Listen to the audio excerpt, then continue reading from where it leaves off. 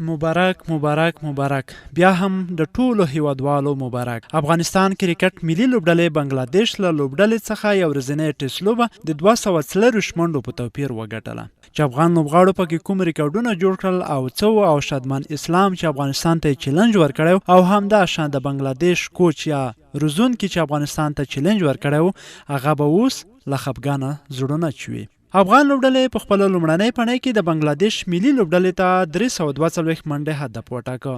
وروسته د بنگلادیش لوبډلې په خپل لومړۍ پړۍ کې د خپل ټولو لوبغاړو په سوځیدو سره یوازې 215 منډې وکړې چې د افغانستان لخوا د ټاکل شوي هدف نه پوره کولو سره د افغانستان څخه 130 منډې وروسته پاتې شوه. د یادې لوبې په څلورمه ورځ افغانستان لوبډلې په خپل دوهمې پړۍ کې د ټولو لوبغاړو په سوځیدو سره 280 منډې وکړې چې په دې سره د بنگلادیش لوبډلې ته 398 منډې هدف وټاکه.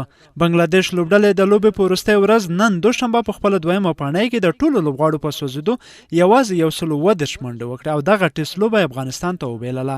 دغه سیالۍ د روانې سپټمبر په 4مه په بنگلادیش کې پیل شوې چې افغانستان وګټله.